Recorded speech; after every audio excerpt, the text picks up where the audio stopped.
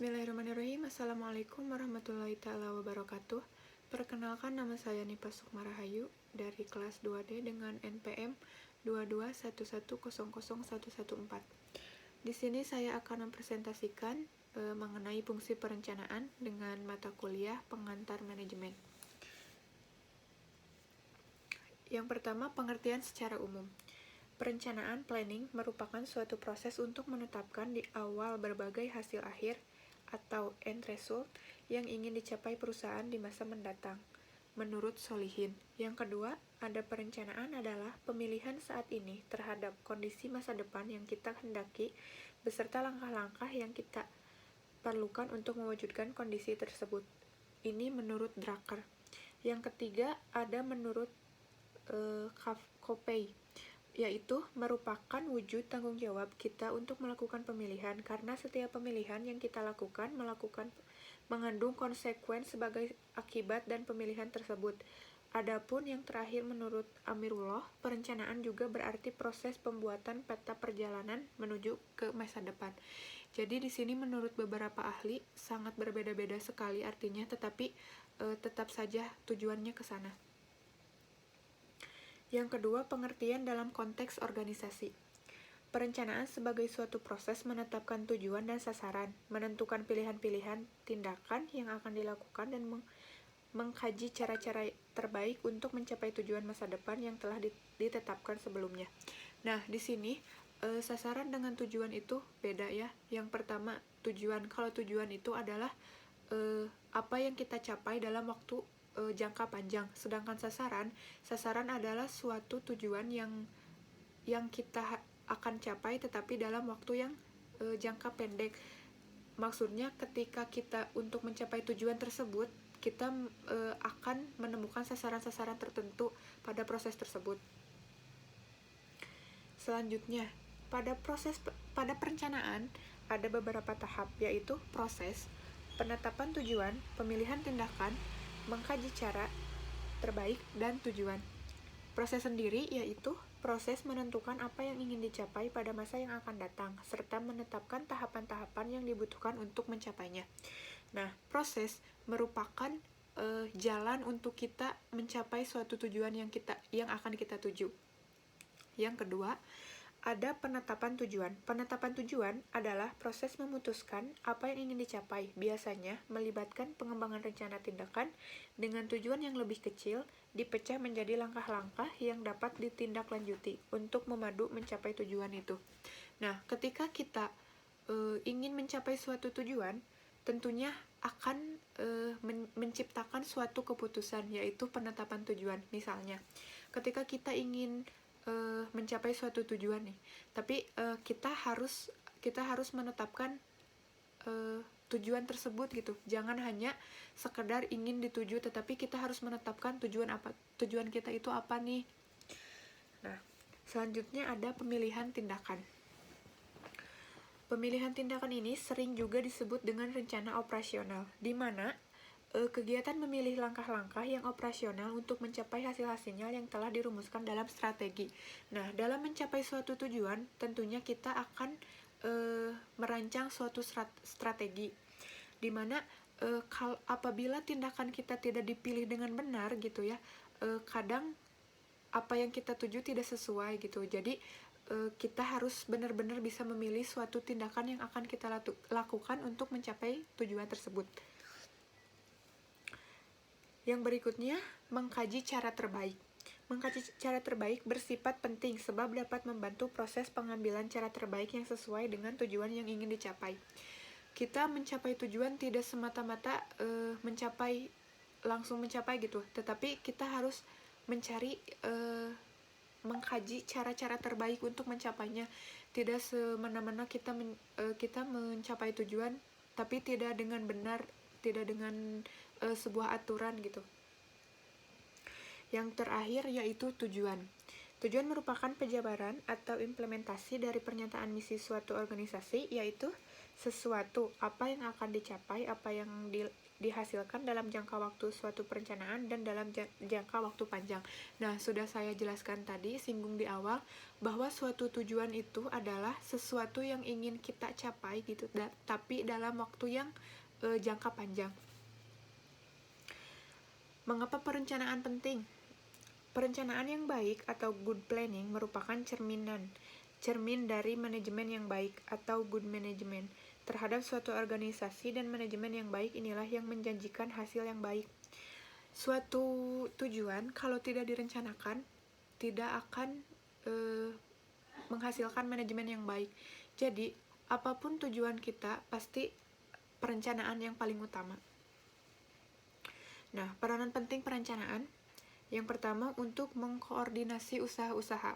Mengkoordinasi itu menginformasikan usaha-usaha.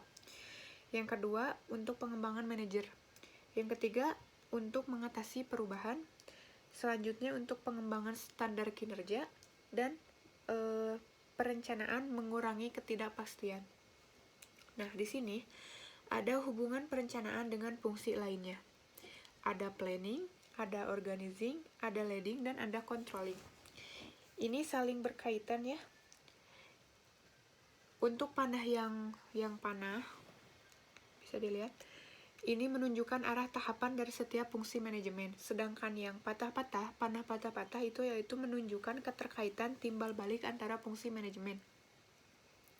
Selanjutnya ada jenis-jenis perencanaan. Jenis-jenis perencanaan: perencanaan jangka panjang, perencanaan jangka pendek, perencanaan strategi, perencanaan operasional, perencanaan sekali pakai, dan perencanaan tetap.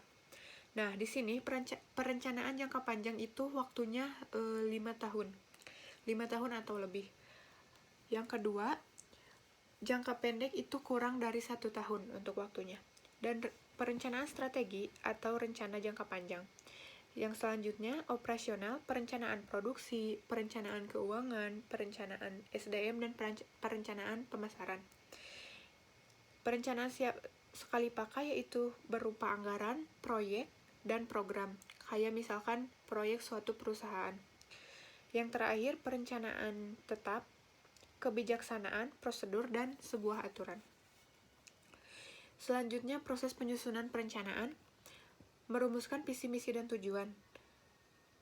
Forecasting, faktor pendukung tercapainya suatu tujuan. Ada faktor internal dan faktor eksternal. Yang kedua, faktor penghambat tercapainya tujuan. Nah, tujuan tidak semena-mena, sekarang tidak ada penghambat ataupun tidak ada dukungan. Pasti ada timbal balik yang sama, ada juga kekurangan dan kelebihan, dan ada dukungan dan juga hambatan untuk mencapai tujuan tersebut. Pendekatan dalam perencanaan ada inside out dan perencanaan inside in, yaitu pendekatan berdasarkan gagasan sebagai kunci yang menentukan keberhasilan usaha. Pendekatan outside in yaitu pendekatan yang menekankan pada basis ide bahwa kebutuhan akan berhasil apabila menanggapi atau menciptakan kebutuhan di pasar. Nah, ini bedanya. Kalau out itu berdasarkan gagasan sebagai kunci keberhasilan, kalau inside out yaitu pada basic ide kita. Yang kedua ada pendekatan perencanaan top down dan bottom up. Pendekatan yang umum diterapkan pada arahan ditetapkan oleh kepemimpinan dan disampaikan kepada tim dalam suatu organisasi. Sementara manajemen bottom up adalah sebaliknya. Arahan sebagian besar disuarakan dan ditetapkan oleh para karyawan. Nah, ini kalau top down itu arahannya ditetapkan oleh suatu pemimpin kayak manajer. Tetapi kalau bottom up yaitu arahan dari kita atau sebagai karyawan kepada atasan atau pemimpin.